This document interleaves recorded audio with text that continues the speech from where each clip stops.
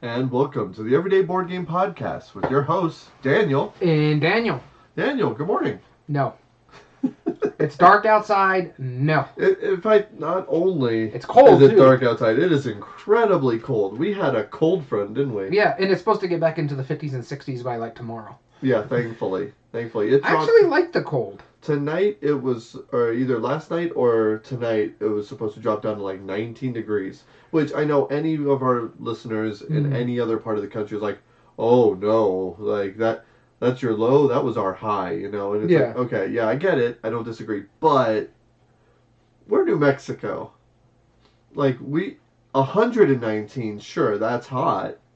But I'd rather deal with 119 than 19. Oh, no. I'd rather deal with 19 than 119. As I always tell my wife when we talk about the difference between the summer and the freaking winter and stuff like that. Yep. You need to... I'd rather be cold because I can put more layers on to be warm. There's only so many layers I can take off before it becomes illegal and I get a charge. Well, here's the thing, too. Nature and your home provide shade. When it's warm, that helps. When it's cold, your only option is lighting stuff on fire. Not necessarily. Yes, your house does provide shade, but if you have no airflow in the house, say you can't open your windows and your doors, if it's 119, the shade is only going to provide it to be 109. I'm still going to be... And with the doors and windows open, I have to have layers on still. 109 is definitely more than comfortable. Oh, no, it is not. It is not comfortable at all. Oh, it's huge. You are insane. If you like it so much, move to Phoenix. I mean, I'm not going to lie. Like, viewers who are watching us live or watching the video feed can clearly see I'm wearing my jacket. Yeah. That's just because I had to drive here, and my heater went out. My AC works great, though. It still works great, even right now. And it would be warmer if I rolled down my windows and just stuck my head out the window, catched all the cold air. That would have been significantly better. But anyway, we're meandering right now. We're rambling. We want to welcome you to the podcast today. We have a fun episode. We're going to be doing a board game breakdown, one that we haven't done in a while. No.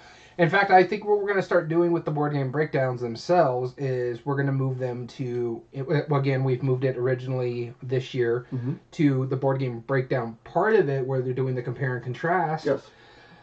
Which is actually what we're talking about, is we're doing a compare and contrast. And not only that, I think we're going to do them once a quarter. So the next one you're going to see that we do is probably going to be about around May. Yeah, a few months from now. And so, but this one, two games that we both very much enjoy... And they have one very specific thing in common. This is the board game breakdown for Gizmos and Potion Explosion. I'm looking forward to this one. We've talked about, like... In all honesty, we don't understand the comparison between the two, mainly because they only really share kind of one main... Well, yeah, one main component, right? And one generalized idea. However, going through it and making my point list and stuff like that, I see a lot of similarities to a certain extent, and I understand why some people compare them. And so all we're going to do is give you as best of information that we can give you, and you can decide which one is the better fit for you. Cool, awesome. So before we get into that, we want to jump into our wonderful segment that we do here.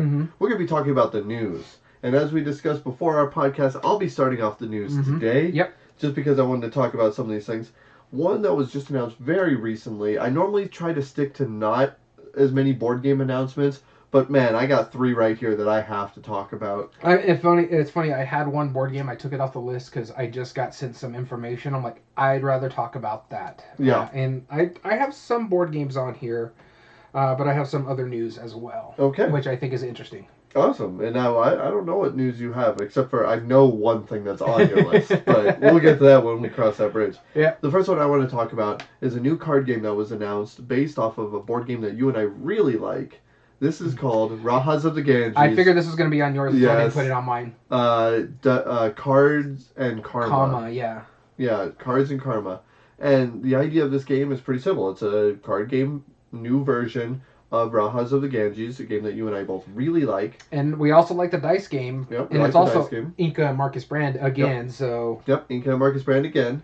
And one of the things that I saw about this that was really intriguing to me is that they have not only just card-based version, you have the dice symbols that are on the cards, but you have multi-use cards. So the cards can either be used as their ability or their action or whatever they are, or you can take them as the dice symbol, which will be used to trigger other things or other parts that you need to do. And there seems to be a lot of like co-worker kind of like I don't really know how to describe it, but just kind of like almost like in order to get ahead, you have to like cooperate in certain ways or how you manipulate stuff. I mean, as soon as I had Rajas of the Ganges on the list, it's on my list. And then Illuminous, welcome. Brass overtook Gloomhaven a year ago, roughly. Give or take, yeah. Yeah. Yeah. But there was a whole big thing about it. Did. Showed them. Yeah. But no, I'm looking forward to that one as well. Yeah, absolutely. And your first piece? My first piece, you kind of alluded to it just now. I'm a Stonemaier fan. I like a lot of their games. You are? As you can tell up there, you can't really see it, but you can see the big box of Wingspan right above your head, just a little image of the rooster, the legs of the rooster. Yeah, you get the legs in there. I'm looking forward to this next one. It looks interesting. It's called Wormspan. It's basically a Wingspan spin-off. There is going to be a little bit more mechanistic changes compared to Wingspan. This one, you're going to be like excavating the caves where you're going to put the dragons. I like a lot of people are talking about like the name of Worm and stuff like that. I'm like, it makes sense. I read a lot of fantasy books growing up, and I still read fantasy books, and I've heard Worm as described for dragons for so long. Yeah. It makes much more sense to go with Wormspan rather than Dragonspan. The art looks interesting. I don't really care much how the boards themselves look. They're a little iffy, but could make it look better with like the excavation and stuff like that. Sure. They're a type of dragon, basically a breed of dragon. Don't get me into this. We'll go into the whole spiel of things. But is a Wingspan-based dragon. It's designed by Connie Vogelman, who just basically got on the map last year with Apiary, her first game. Developed by Elizabeth Hargrave. They actually worked really well together. And it's funny because Jamie Stegmaier was talking about it. He went to Elizabeth Hargrave and be like, would it be okay if we do this? And she was all for it because he really wanted to work with Connie Vogelman again. And so I thought that was kind of interesting that he really liked working with her, and she had this idea, and they're like, okay, we're going to develop this. Elizabeth Hargrave's like, knock you guys yourselves out. She actually did a lot of development work with Connie Vogelman because they live near each other. So he was talking about something like that. It's going to be a little bit more complex, like I said, because the way the actions are working, you're paying with like coins and stuff like that to do certain things. There's an excavation charge, and then you also have to pay put the thing out there like in normal Wingspan, the dragons. You have hatchlings that you're trying to grow, and they're going to get you points depending on certain things. So a lot of different mechanistics that just kind of fall into the Wingspan realm. But my big thing about this is like the pushback from everybody is like, this is a money grab and this is all this and that. And I'm sitting there thinking like, really? This is the money grab? They're changing mechanics to a certain mechanisms to a certain extent. There's more mechanistics. It's a little bit more complex. And you guys aren't giving grief to Dune Imperium Uprising that only did slight changes. Which became an expand-alone, or any of the how many Monopoly stuff that's out there that are just reskins. So I'm just like, okay, now this they're showing a lot of the changes. Yeah. So now I'm looking forward to it. Yeah, Jimmy Stegmaier did a whole video about like the main differences between the two, showing off a lot of the stuff. I mean, I don't think that. As a stereotypical sense, I don't think this is a money grab. No. I really don't. Like, I don't think this was made just to make money, just to sell more copies of Wingspan. And the thing about it is, even if it is a money grab, that's what they're here for. Yeah, they're a business. They're here to take our money. Right. So, yeah, exactly. Like, were any of the sequels to his old money grabs? No. No. In fact, the Queen's Garden was quite not the money grab. Yeah. I mean, you could tell that they were really just trying to push that mechanism. Mm-hmm. Yeah, I mean, it makes sense. And Jamie Stegmaier is a friend of the podcast, so, I mean, we got to give him a shout out for that. Yeah. But, Exactly, like Citrus Spice and Golem Edition, yeah. Yeah, exactly. Yeah, that's a great example. Different skin, plays exactly the same. Yeah, literally the same game. Mm-hmm. Now, the only thing that I would normally argue against this is that wingspan makes sense because you're measuring the wingspan of birds. Mm-hmm. Wormspan. Worms, yeah. No. I mean, like, it's just a play on words, and you, word. of all people. And that's what I'm saying. Normally, I would be critical, and I get why a lot of people are critical about that, but that has my pun approval. Yes, I agree. Thank you for doing that. In fact, the more angry people get with that, the happier I am. The only thing, I think that's it great. actually it works as a good aspect of things because it rolls off the tongue better than, say, Dragon Span or Drake Span or however you want to. Oh, yeah, I didn't think about Drake Span. Yeah, however you want to say, like, the different forms of dragon types out there. Yeah. Worm Span just rolls off the tongue a lot better than, say, all that other. Well, the problem is it's a homonym, right? Yeah. It could, like, when I told people who are not dragon people mm-hmm. who didn't understand that, I said Wormspan, they're like, bugs? And I'm like, no. And part of the problem is worms are a type of food in the original Yeah. So it's technically the term is invertebrate. The food type is invertebrate. But there's a picture of a worm.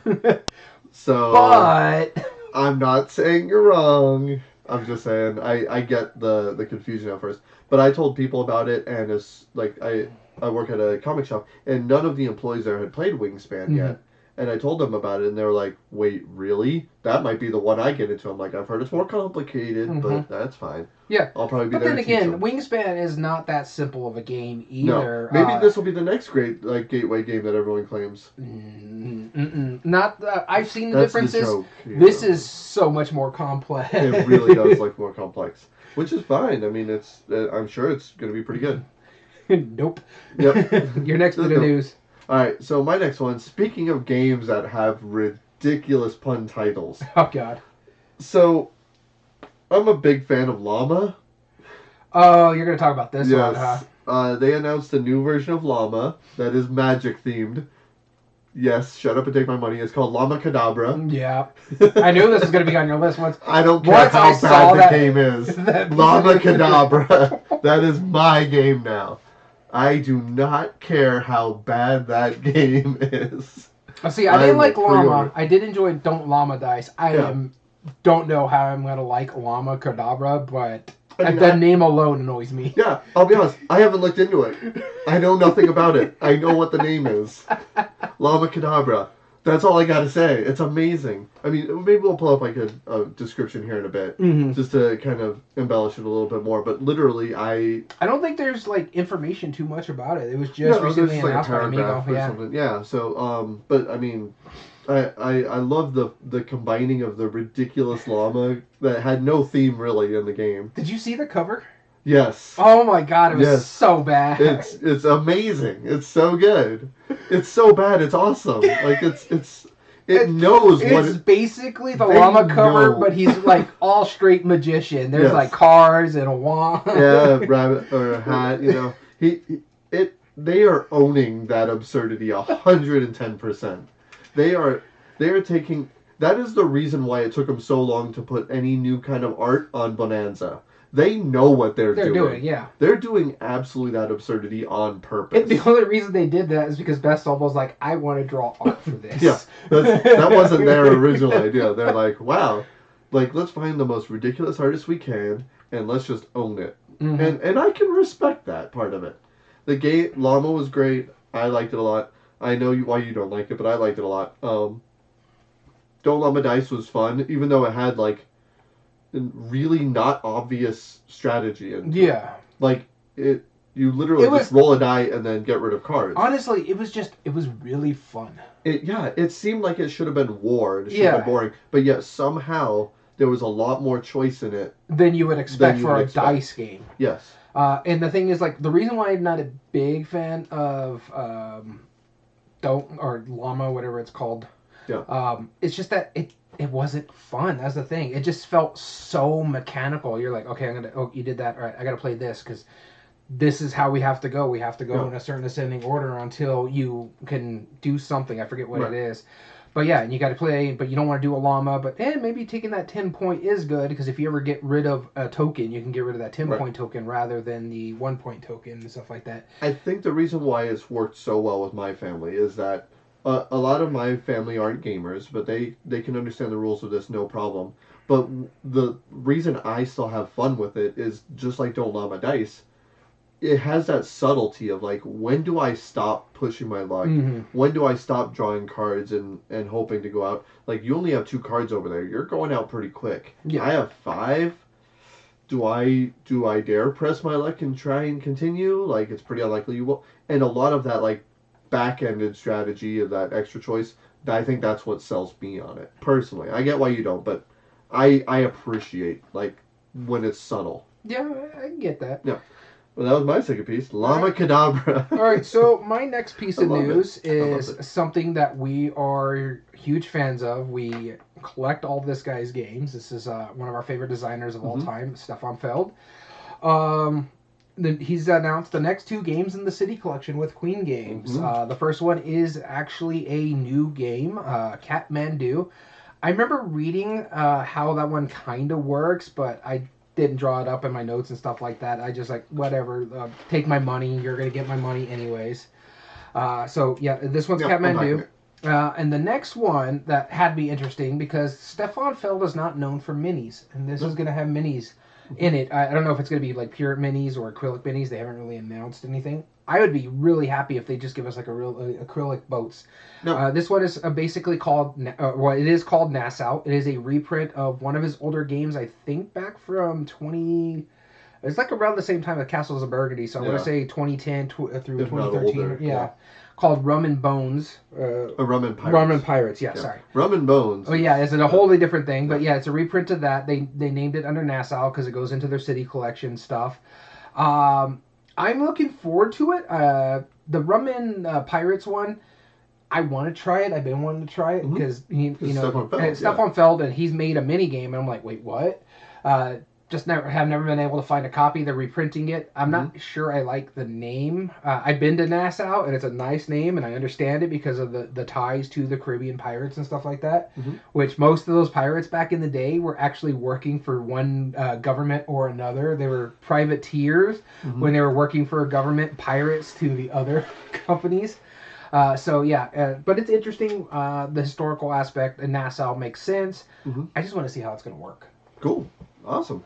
Yeah, no, I mean, it's you said it before. It's Stefan Feld. Shut up and take my money. Yeah. We already have the other 6 games. Or no, is it? Yeah, we have the 6 games already. Yeah, because this is game number 7 and 8. 7 and 8 or 8 and 9? 7 and 8.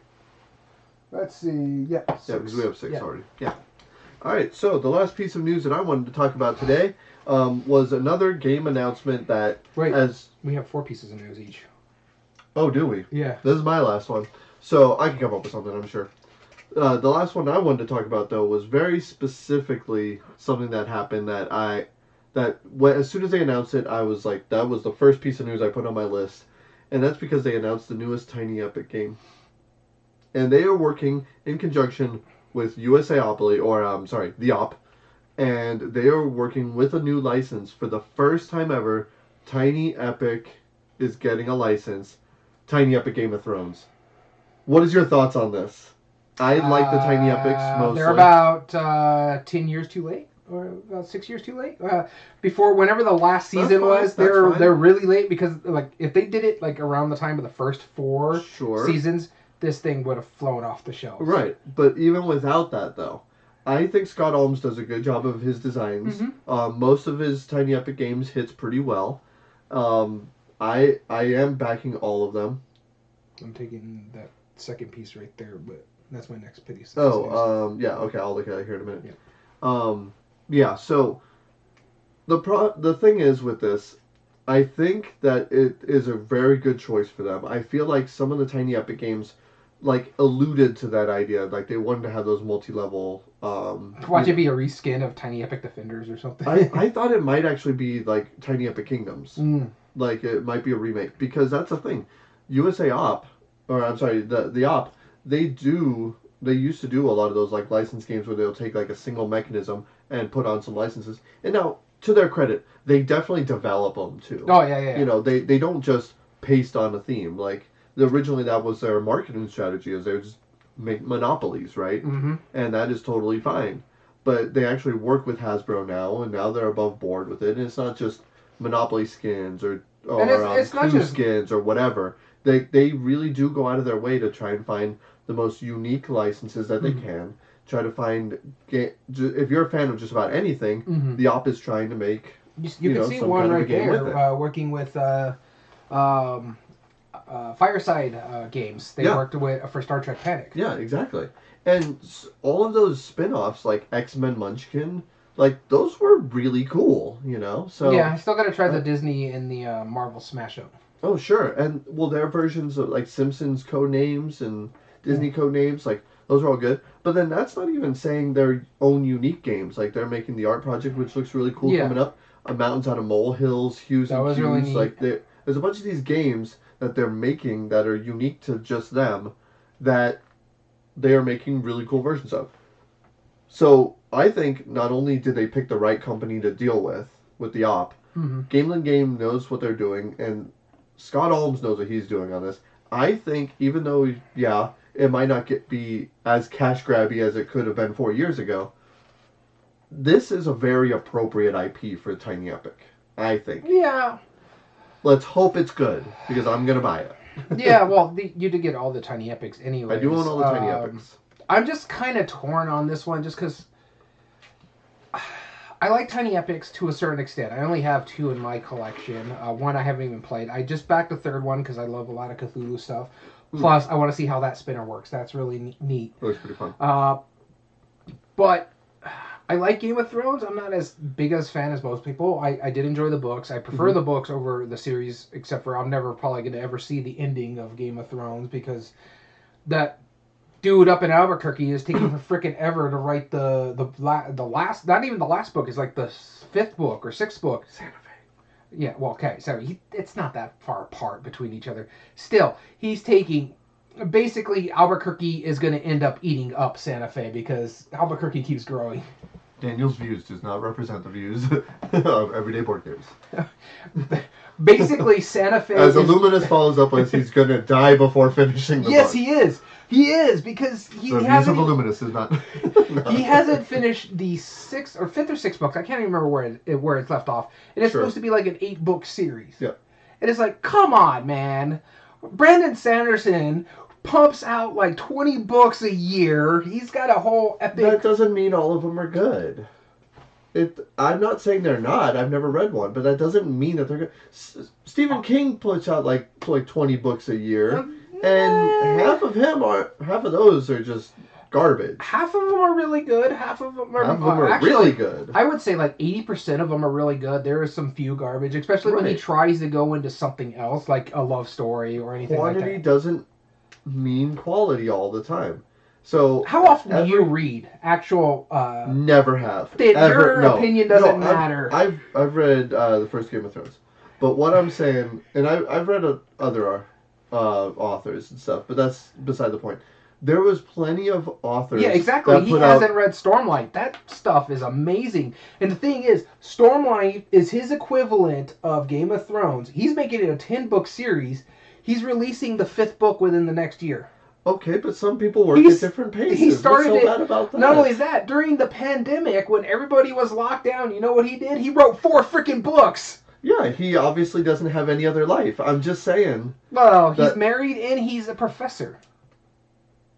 Okay, so he probably has a life. I'm just saying. That man needs to chill out. He's making every other author look bad. Yeah. No, actually, a good example of an author that took a long time in between books was Douglas Adams, right? I mean, he spent a long time between all the Hitchhiker's Guides. Yes, but but those were still amazing quality. That doesn't mean... Game of Thrones, the book series itself, started in the 90s. Correct. Wasn't it older? Wasn't it like 80s? It might have been the 89, 90. It was like late 80s, early 90s. Yeah.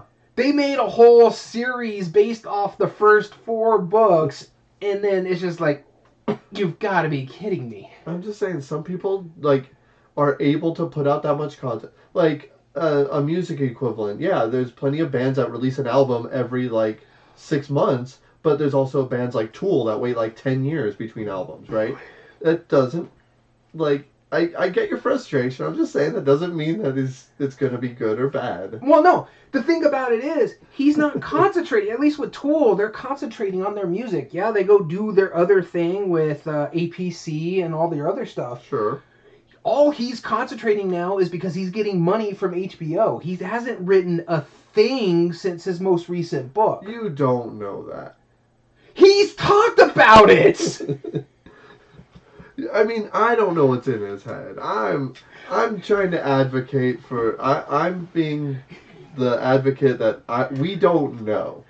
He's probably written Stephen stuff King is like, whatever. if not in his 80s, he's pushing 80. He just released a book back in October. Stephen King is the Reiner Knizia of authors. Is all I'm saying. Stephen King is the Stanley mug of authors. Stephen King is the iPhone of authors. No, because he actually invents stories. In fact, shots fired, Apples. Take that. Thank you for putting us on your iTunes, by the way. We appreciate that. We're not showing any growth over there. It's fine. Oh, okay. Well, then, you know what, Apple? Again, we appreciate you letting us be on there.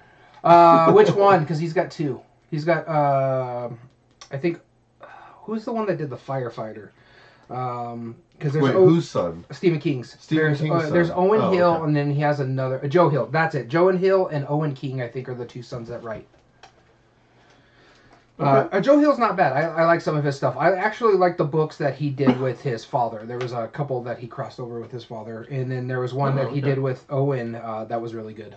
Interesting. Okay. I do have another piece of news that will do. Okay, cool. And my next piece of news here is kind of like a bit of sad news and not sad news. I mentioned this to you before. WizKids is actually getting out of the board gaming world. So I don't know what's going on with their libraries and stuff like that. But on a brighter side of news, who was running it is starting up another board game company. It's called Play2Z. This is Zev Schlesinger. I can never say his last name. Yeah, that's okay. But Zev, he's starting up another company called Play2Z. He was one of the originator. He was the originators of Z-Man Games. And so I'm looking forward to it. He is taking over. He is Mr. Z-Man. Yeah, he is taking over one of the games that WizKids had. It's called Ascending Empires. He's gaining the rights to that. That's going to be one of the first things he prints at Z-Man. Or Play2Z, sorry. I'm so used to calling him Z-Man, even though he's left that company years ago. Yeah, which I could say. So, when he was working for WizKids, he's been there for a number of years. He was over there in 2019, where I had a chance to pitch a game to WizKids. He's a genuinely really cool dude. Like he took the time out of his day. He met with me. Really nice guy. Very very humble. Appreciated like all of the stuff that he did with Z-Man, all that stuff. And just I wanted to give him a shout out. Like he's just cool dude. So I wish him all the best. Yeah, so I'm looking forward to it. I want to see what they come up. He's one of the people that brought Pandemic over to, and Z-Man actually hit pretty well in the early part of this renaissance of board gaming in the early 2000s and the late 2010s. He's got a great eye for games. Yeah, he's really good. He saw what Rio Grande Games was doing, and he was bringing some stuff over that were really good. He showed it when he was bringing stuff that was not like Europe or Germany. He was bringing like Italian games over and stuff like that. So I'm looking forward to seeing what he does with Play2Z. I want to see what other games that they're going to produce. If he's going to take other WizKids license, like the Fantasy Realm stuff, and so that sort of stuff. So maybe Super Skill Pinball. Yeah, that would be kind of cool if he takes that one over too. Yeah. All right. Last piece of news. It's less news. We've talked about it a little bit before, but we just wanted to announce officially we are good to go. Everyday Board Games podcast will be at the Gamma Trade Show this year. Yep. And that's going to be taking place in early March. The first weekend in March, and I want to say like March 3rd or 4th, something like that. Yeah, it is like 4th. You can start getting in there on that Sunday. It's the Monday through the Friday. Yeah, so. And it's going to be in Louisville, Kentucky. We are going to be there. We're going to be as press there, which is the first time that. Now we've both been to the Gamma Trade Show, but this will be the first time that we're actually going press as press for for our podcast. Luminous, we'll see what we can do about Yeah. promos. And we're looking to just make those connections. Mhm. If there's any companies and or publishers, designers, whatever, that you want us to get some scoop for, let us know. You have a couple months before we head out there. Yeah, We'll and be the happy to thing look is, into what we can. They haven't even announced really who's going to be there, and Right. I wonder how many people are going to be there, because Dice Tower West is actually running around the same time in Vegas. Yeah, that following weekend will Yeah. be Dice Tower West Actually, I in think Las Vegas. they start up the weekend Gamma closes. Yes. So They do. I don't know if they're going to make that cross country trip. Like, it would have been fine if they were still in Reno and then they just go down to Vegas. So Right, exactly, which a lot of them did, but yeah. we'll see what we can do. But anyway, like I said, if there's any publishers or designers or anything, Mhm. we're hoping to make some more connections because we want to do more of the designer or and artist. see if we run into some walkthroughs. designers or something like that. Exactly. So that's my last piece of news. All right, so my last piece of news, I actually got an email today. I like I said, I was a fan of Stonemeyer games, and I get the Champions updates and stuff Sure. like that. So he sent the group in there, and I found it very intriguing. There's a guy on Board Game Geek that takes basically he becomes the Metacritic, and he takes everybody's aggregated best games of the year for 2023. And so I'm actually going to pull something up here, I saw a window on your computer, but I Yeah. wasn't sure what it was. and I'm going to show this real quick. I'm going to cover up the chat. So, Luminous, sorry if we can't see what you're saying. But this... But give us a few moments. Yeah. This is the aggregated score. So here's the list of it. There's a link. I'm going to put it in the chat once we're done with it so everybody can peruse it as we're going along later. But this is all the list of all the best 2023 lists that this person found. Wow. And you got things like the Dice Tower, of course, but there's the BGG podcast. You have the Brothers Murph in here, the Cardboard Herald, Chairman of the Board, Chits and Cardboards, a lot of the Dice Tower, as I said, like all the game media and stuff like that of their favorite games of 2023. And he makes a Metacritic on it based on their scores and their rankings of the It top doesn't 10. have everyday board games, so that's the problem. Not But, yet. you know, Mind you, yeah. we don't do a ranking of like the top 22 games. We Right. just the top 8 debate, and this Yeah. is the top 8 games. So our list is basically Board Game Geek. Sure. So he made a whole thing about it. So I wanted to go through this list and show the games that won. So this was the highest rated game, Earth. This was the number one out of it. By far. Yeah, Apiary was actually number 2. That was where I got the list from, Okay. which I thought was really good. I like that game. I don't know if it was like my number 2 of 2023, but I could understand why a lot of people did like it. Yeah. I haven't gone past that, but Sky Team, one of your favorites, was number 3. Mm-hmm. That I can see. White Castle, I have not played that one. I I haven't do played it want to yet. play it. Yep. But that was the number 4. Hegemony, that Lead Your Class to Victory. I have not tried that one. I don't know if we're ever going to play that one. It's really, really heavy. Really, really heavy. Looks like it. Darwin's Journey is one I've been looking at. I'm going to see if I can pick this up when we go to Tucson. Yep. Nucleum is another one I do want to try. Another heavy one. This is Another dice heavy and one. boards. Yeah, boards and dice. Thunder Road Vendetta is one I want to try. I'm probably going to do the Kickstarter when it comes back for I can pick this one up, or at least just do the expansions and buy the base game. Yeah. Distilled is one yep. I want to try. Huge reviews on that one. And of course, Ticket to Ride, Legends of the West, which is something, and so it just keeps going. You got Expeditions, Great Western Trail, New Zealand, Barcelona, Which is one that I just picked up and haven't played yet. Yeah, so I think it's like the top 50 or top 25. So you have Unmatched, Tales of Maze, and stuff That like makes sense, yeah. So I just thought that was really neat about way this works. Kunta Hora, I want to try, but after seeing like reviews and stuff like that, it just didn't seem that interesting to me. So, but yeah, no, I just thought that list was really cool. I'm gonna send it into our chat, and I'll probably try to put a link down into like the YouTube and on the podcast itself. If we remember. Yeah, if you guys can remember, for you to see how it works. So cool. Check it out on your own time, but I just thought that was really neat that someone did all that. Absolutely. And we need to reach out to them and tell them about our podcast. Because we're a factor. We don't rank the top 23 games. But they could go off of the top 8 debates.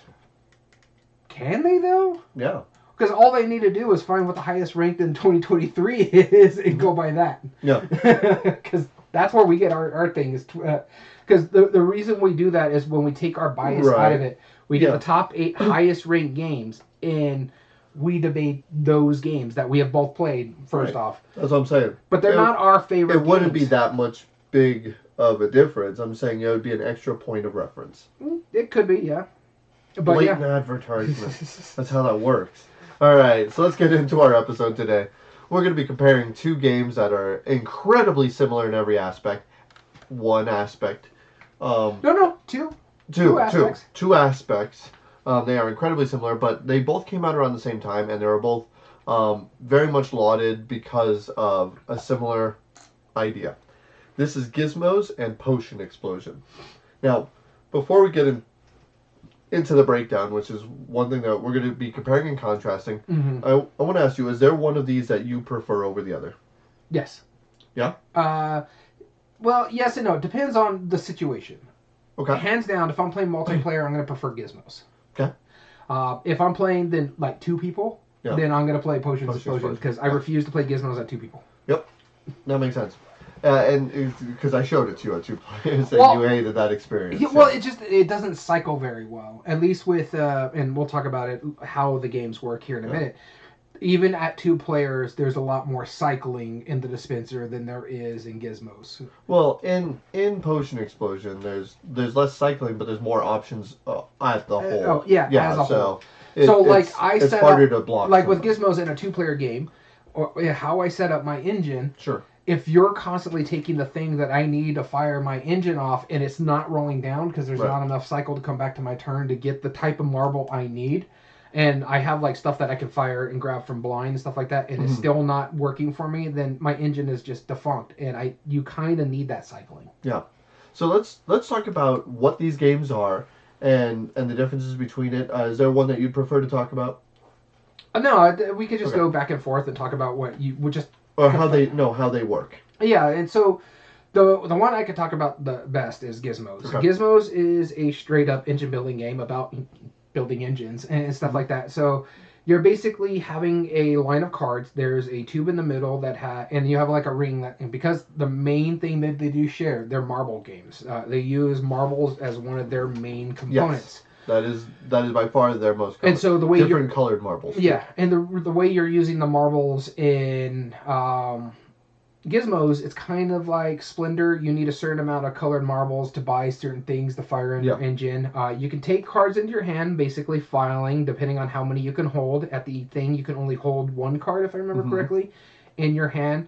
And then you could either use your marbles to pay for something, whether it's the one in your hand or something in the row.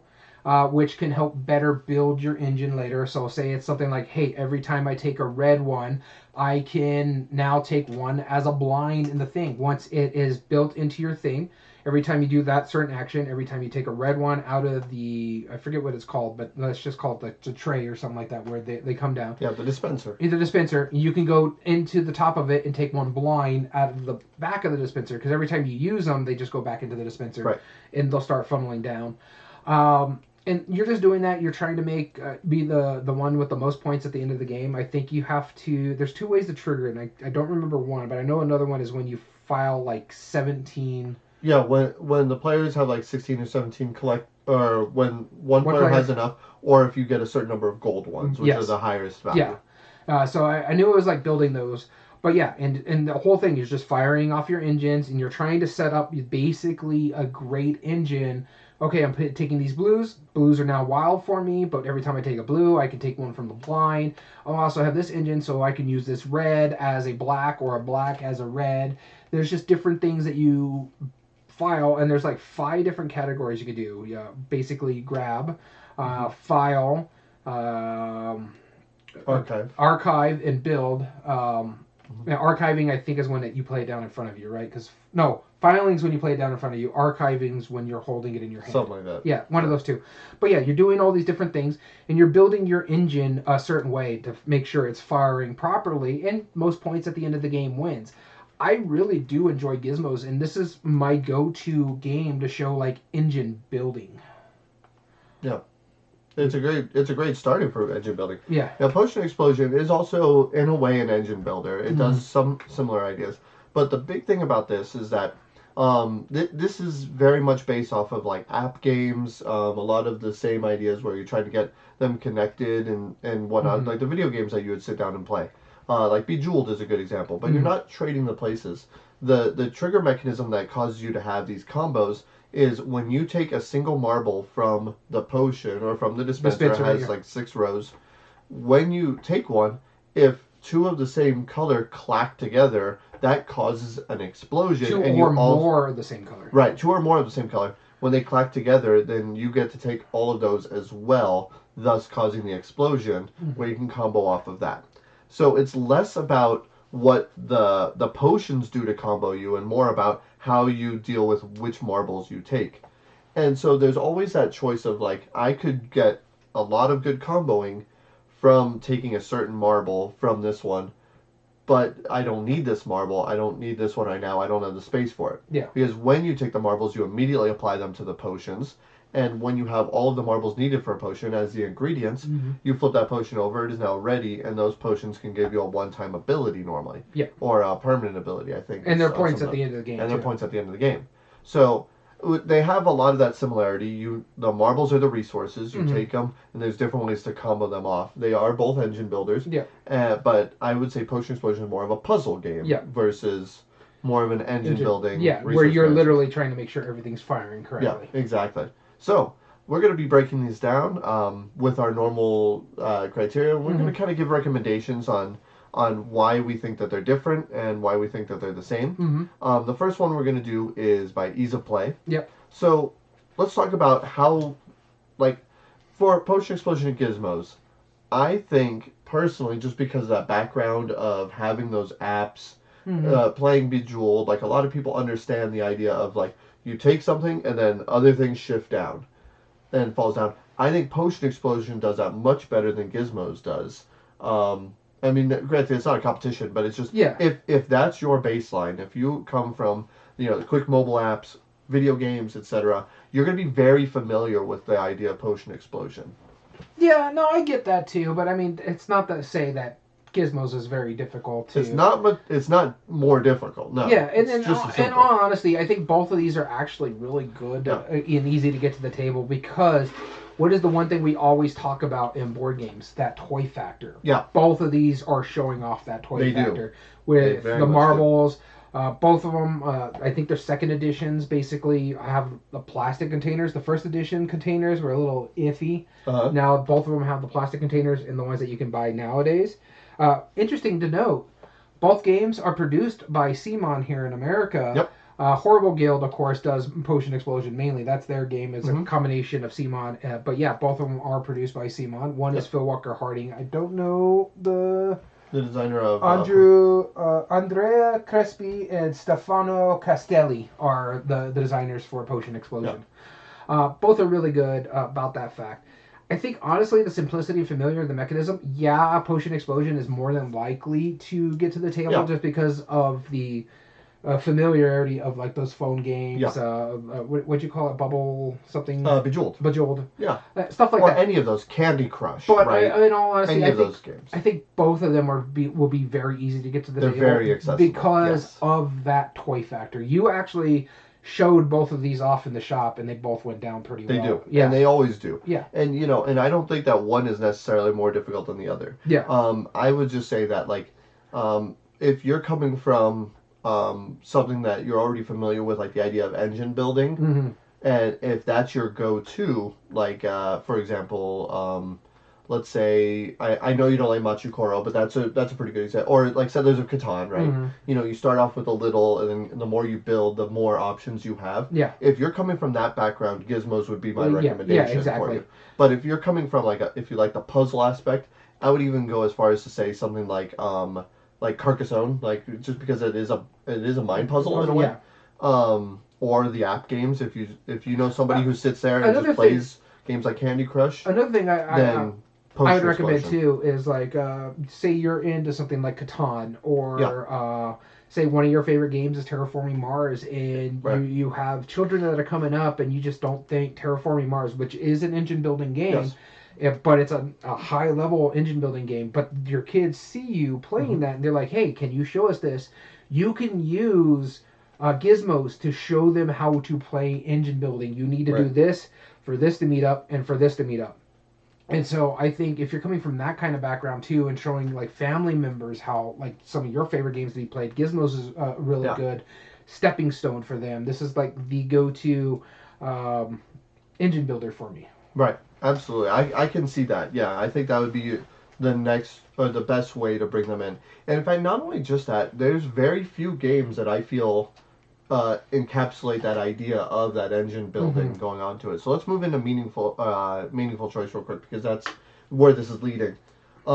It really is one of those things where the choices you have every turn with Gizmos is you're trying to you're limited to only a certain amount of marbles that you can hold. In a way, because you have like a reserve before you spend them as their currency. Yeah, and whenever you start the game, everybody starts with the same limits. Yes. And depending on how you're building your engine, you can increase how many cards you can hold as your archive, or how many cards you can have in a certain section, or how many marbles you're pulling from the dispensary, or blind and stuff like that, or how many you can hold in your ring. Yeah, exactly. And you have all these same limitations, and as you grow those gizmos, you're going to be going more onto it. So I completely agree. I think this would be a perfect game that if you love those engine building, like Terraforming Mars, that is a good example, or even like some of the later stuff like Furnace, that's a good example. That's a good one, yeah. Any of those engine building, Everdell. If you want to bring any of those... Earth. Yeah, any of those engine builders to your family, Gizmos is definitely a great way to get them hooked to that, because, or at least if nothing else, determine if that's the style that they're going to like. Yeah, and then another thing too is like when we talk about our meaningful choice on the Potion Explosion side, impacting other player strategies. It's open information what everybody can get in there. So if everybody sees that great move, but it's your turn and you take that great move, you're going to impact other players what they're trying to do. Because say you're both working on like your rainbow potions and stuff like that, and he needs the blacks just as well as you do, and you're like, if I pull this blue, all the black marbles going to clank, and I'm going to explode them, which is going to help me finish this potion here. Right. Which I think the end game is like the first person to hit like 4 or 5 potions or something like that. It is something like that. Yeah, it's been a while since I've played it, but you have to hit a certain number of potions for the end game to be triggered, and so you're doing all that as efficiently as possible, and just like in Gizmos, you have a limit to how many marbles that you can keep over. If you cannot play them on your potions, you can only store 3 on your mat, and everything else goes back into the dispenser. Okay. So you can store, but you're only allowed to store up to 3 marbles that can't go onto your potions. So it's like, I can keep these because I'm almost finishing this one, so I can go grab this on my next turn, finish this, and if I grab another potion, hey, look, I got marbles that I can move over to it. Yeah. And so it's kind of like that aspect. So you are impacting on other players' strategy as well in Potion Explosion, just like you would in Gizmos. Yeah, absolutely. And it's more along the lines, too, in Gizmos when you're impacting other people's strategy. If you take the card and archive it and someone has been working for it or they're trying to get that archived on their turn, you'll hear a lot of stuff, too. Yeah, you will. You will. And so, like, on the other end with Potion Explosion, the example that I would say, the big thing that makes Potion Explosion really exciting is that clacking together. When you pull a marble, they clack together, and then that triggers a combo. You take those, and if you played it right, there might even be a second explosion. And it would continue as long as marbles are hitting each other. Now, here's the thing. Sometimes those marbles are in the dispenser, and you don't know that they're coming up, and they just so happen to clack together. Yeah. And that's exciting. It is. That's a stand-up moment. That's something that you don't get in Gizmos. Yeah. And so if you like, I would compare that to more like press your luck style games. If you like that moment where you're like, I can go just a little bit longer, let's see. And that moment of where you flip over a card or roll a die, and it's really exciting when you actually get what you're aiming for. That's the same level of adrenaline rush that you will get with Potion Explosion. All right, so we're moving over to Game Immersion then, huh? That's right. But with Gizmos too, though, I understand there is a lot more stand-up moments in Potion Explosion, just the way everything works. Yeah. There is memorable moments in Gizmos too. When your engine starts firing off perfectly, all right, here's my blues, I'm doing this, and I'm doing this, and then boom, boom, boom, boom, boom, and then I'm going to do this. Right. And so when you do all that, just that that efficiency puzzle that you did in Gizmos, and it just works It's properly. satisfying. Yeah, it's so satisfying, and everybody's like, "Oh, would you stop already?" It's like, no, my engine's working. This is how it runs. Right. I would say if we had to pick one that was more strategic, though, for meaningful choice, it would definitely be Gizmos. Yes. Just because your engine that you build is what you have to do versus you're just yes, there are moments where you feel really clever in Potion Explosion, but there's not a time where you have that engine built up where you're like, I'm going to do this, which will trigger this, which will do this, which will do this, which will do this. Yeah. Instead, you're like, pull a marble, clack, clack, clack, clack, clack, clack, clack. Yeah, I got everything I needed, and now I've succeeded. I agree with you. Like, if we had to do like a top 8 debate, meaningful choice would go straight to Gizmos. For me, though, game immersion, I agree with you what you were saying about Potion Explosion, because is the game fun to lose? Potion Explosion, yeah, you're gonna have a blast no matter what is going on in that one. There's a lot of player interaction. Don't do it. Don't make that explosion. There could have been a better explosion. Why'd you just do it like that? I'm like, I didn't need the blue explosion. I needed the red explosion, so I needed to pull this black marble to get the blues out of the way, or this stuff where I can get the reds going. Oh, but look, the blues exploded too because now I pull those reds and they collapse, and it's like, but I needed the blues. Well, then it should have been your turn. Now shouldn't it? It should have been your turn. Yeah, that's not my fault. That's your fault for not taking your turn right now. Yeah. There is one game that I really want to compare to this because it is compare and contrast when it comes to game immersion. There is a game that feels very much like Potion Explosion does. That's been getting a lot of buzz more recently, and that's Quacks of Quedlinburg. I mean, that is a great comparison. If you like Potion Explosion, there's a great chance you'll like Quacks of Quedlinburg. And vice versa. If you like that moment where you just stand up and you're like, yes, I got everything I needed to, and you're literally mixing potions in both of them, right? Yeah. And there's a possibility of explosions in both of them. Like, it's... Well, I mean... You are making potions, but more you're a quack doctor than... That's why it's called quacks. Right. You're the quack doctor that's making these potions that might explode. and you have that engine building aspect. So... As far as game immersion goes, there's almost no better comparison than those two very different games, but it has a very similar, quirky, cartoony feel to them. Yeah, no, I don't disagree with you. I like everything about what Potion Explosion does, as well as what Gizmos does, and I agree one is better as a meaningful choice aspect of it, but one is just much more fun in the game immersion aspect of things. Yep. So let's just move to art and production, because they're both... Well, is there one that for game immersion that you would compare to Gizmos? Yeah, there's one game I would compare to Gizmos, but it's more of a little like a next step aspect of engine building, and I mentioned it earlier, Earth. Earth fires off like, okay, I did this and then I did this, because you're just playing cards in a tableau compared to just using the marbles for your resources, and so you're basically just firing everything off. Based on your card tableau. Okay, I did this action, and now I get to do this and this, and now I get to fire off my yellows. Boom, boom, boom, boom, boom. All right, here we go. Do this. Oh, now I got all these resources to make me grow this next card, so I'm hoping someone does a grow action on the next turn.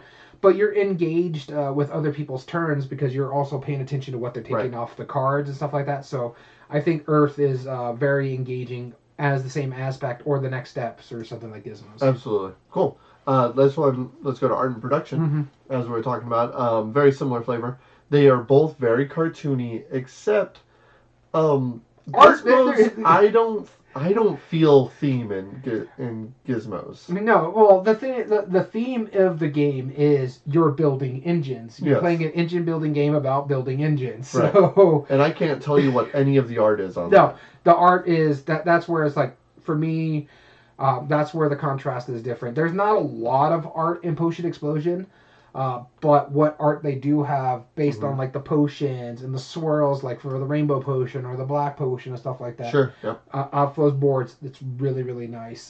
The professor, that will give you negative points, but it'll help you to do an extra just die. Okay, you know what? I'll take a -1 for I can get an extra marble off the board, because one, I take away an explosion that you need, and I also really need this red potion to finish this red ingredient to finish off this potion. Yeah. So, the art is much better in the thing. Both of them have really good pieces of components, especially now with the second editions. The cardboard things were really bad. Simon learned from their mistake really early on with Gizmos and just went straight to the plastic dispenser right away. I was like, nope, first edition, yeah, we made a mistake. We're going to go to the plastic. You had to buy a whole other expansion to get the plastic dispenser for Potion Explosion. Yeah, it's And true. a lot of people had to glue their dispensers together. Now, well, there's one fundamental problem with the Potion Explosion dispenser. I mean, well, there's a problem with both, right? Mm-hmm. The problem with Potion Explosion is that the dispenser is literally just a tray that delves it down. So what they do to tell you is kind of mix up the marbles and then drop them in a way that you don't really know what. Like the mechanism should do that for you per se, and that's what And Gizmos Gizmos was does a really trying to good thing. do. Yeah, where you just drop it into the However, blind. But how often do you have to like go in and mix up the marbles, just so they continue to drop down? Yeah. So that is the fundamental problem there. Is that oftentimes you'll be like, all right, let me just mix up the marbles so something will drop down, and it works fine. It's not that big of a deal, but they both work about as well as each other for components. Now, I've never had a fundamental like real problem with the Potion Explosion mechanism, even with my cardboard one. That's fine. But that continuous having to mix the Gizmos one was a little frustrating. Yeah, the Gizmos one, yeah, that one's a little bit annoying, but I'd rather do that than, whenever you pull the like I said, people either 3D printed themselves out plastic ones just to replace that. Yeah. Or people glued their dispensers together Right. Because it kept falling apart. Like mine, every time I take it out, pieces fall off. Yeah. It's not very stable like it should be, and I thought about gluing it and stuff like that, or seeing if someone can just 3D print me, because, and we'll get into that when we get into like the replay value aspect, because we haven't even talked about that part yet. Is that you have to get an expansion to get the plastic dispenser, and now that expansion is actually hard to find now. Yes. And so that's why I think in the newer printings, it's automatically in the box. Yeah, and Illuminous brought up the expansion definitely made it more interesting. I believe Illuminous was referring to the Potion Explosion. Yeah. Because Gizmos had a promo set. Yeah, never an expansion. But never a full expansion. And it feels like both those games very much could use more expansions. But we'll get back into that in a minute. Personally, I like the art on both of them. They're both vibrant. They're both colorful. They both work pretty well. I do think the art works a little bit better in Potion Explosion. Yeah. But again, those are I would say if you like Quacks of Quedlinburg, it's same absurdist. The art works better in Quacks of Quedlinburg than it does, because there's just more of it. Yeah. Compared to it has that same very nice theme. Now, as far as components go, having a really cool mechanism and having like a cool contraption that actually does some of the stuff, the work for you to help you with that marble section. There are other games that do that. Like Golem is another game that just came out a couple years ago that use a marble situation like that. And also, like, for example, that big game by John DeClaire, Edge of Darkness. Yeah, it doesn't use marbles, it uses cubes. It uses cubes still, but the cube tower, how it spreads it and separates them into separate the Loop sections. does something like that, too. Yeah, so I appreciate mechanisms like that, where you have, like, one centralized component, but the one that I would say by far does that better than almost any of these is the tower in Return to Dark Tower. No, yeah. But, I mean, they put in a lot of work in that tower. It's a Bluetooth speaker. Yeah. So there's a lot of tech in that tower alone. If you want silly stuff falling out of a marble dispenser, you could also go Fireball Island. That's true, too. But, I mean, the game isn't as good, but yeah. If you like that art in production, Fireball Island is a very reasonable And honestly, comparison. the graphic design of both of these games is fine. One is They're more both very functional. One is more language independent. Potions Explosion, you don't need to really read all that much other than just have the rules told to you, because it's basically color coordinated. And they both did really good jobs for colorblind friendliness. So we've always talked about that, because I can see what the blue marble is. I know what the yellow marble is. I know the red. I don't think there's green marbles. There's not green marbles in There is in Potion Explosion. Yeah. There is not in In Gizmos. Gizmos, yeah. It's black, yellow, blue, and red. Red, yep. Great choices for colorblind friendly. And then also in Potion Explosion, the marbles aren't that bad. You can see the green and the red. They're very vibrant. Very vibrant, but the way they did it is like one is darker than the other, which is how you got to do it for colorblind people. Is if you're going to have red and green mixing together, you need to make one dark and the other light, because it makes it much more friendly. And they did a really good job on that. Yep, they did. Yeah, and also the transparency in the marbles are really pretty too. Yeah. In Gizmos. So it made me remember as a kid when you played marbles back in the day. I was like, it's cool that they made something with these from my youth, my dad's youth, and stuff like that. You very well could have done this out of glass marbles. Like, and I don't blame them for not doing it, but considering they're plastic, they're really beautiful. Yeah. I like the bubbles inside of the Gizmos marbles too. Now let's go to replay value, our last segment for this. Again, for replay value, again, we touch base. Only one of them has expansions. Yes. And then we'll do the expandability right now. Only one of them has expansions. I think Potion Explosion has 2 expansions. Yes. Because it has the 5th and 6th player expansion, I think is what it is. Because I think out of the base box it's 4 players only. But yeah, 2 to 4. In the expansion, you have the 5th and 6th expansion. That's where you got the plastic dispenser. That's right. Yeah. And then there was one other expansion where it just added more like potions and stuff like that. Yeah. Gizmos only had a promo pack, which was like a tabletop day or something like that. Yeah. Back in the day, remember those? Minimum number of plays for the full experiences, they're pretty much the same. The only difference is really just going through the cards. It's going to take a little bit to get through the cards in Gizmos. Sure. Potion Explosion, you pick and choose which potions you want to use in there because you have to use a certain amount of basics and advanced and stuff like that. Right. So I think at minimum, out of the base box, it's going to be like 2 plays. This way you can see all the potions and how their special powers work. But yeah, no, they're... Potion Explosion does also, even though it can handle a larger player count with the expansion, it still as an overall whole takes a bit longer. Than Gizmos, yeah. Not insanely. No, I'm talking like maybe 15 minutes more. If you play both games at 4 players, they're within 15 to 20 minutes with each other at a full expense. Yeah. The only thing... Negligible amount. It's not in this one. We were talking about it earlier on the Meaningful Choice. The other thing, Potion Explosion could lead to a little bit more AP. Yeah. Because just for along the lines like, I can do that, or I can do that, and I can do that. So, and the thing is, you can't really plan out your turn in either of these games. No. You have to plan your turn when it comes a turn. And so it's like, you're just sitting there, and then you have to look at the board, and it's just much easier because there's only one line for Gizmos. But that's the only thing when we're talking about like the AP in this one, it can make Potion Explosion just seem a little bit longer because you have to read, I think it's like 4 or 5 different lines, which one is going to give me the best explosion that I need to do. Absolutely. So, other than that, I think they're both pretty good on the replay value too. So. Absolutely. Yeah, very much. So let's talk about who would we recommend these games for? Yeah. Like, because this is really the point of our broadcast, right? Why we do this, why we're comparing contrasts for. What is the likelihood, or what kind of gamers, or what kind of people, what kind of people that are looking for that experience are going to come to either of these games?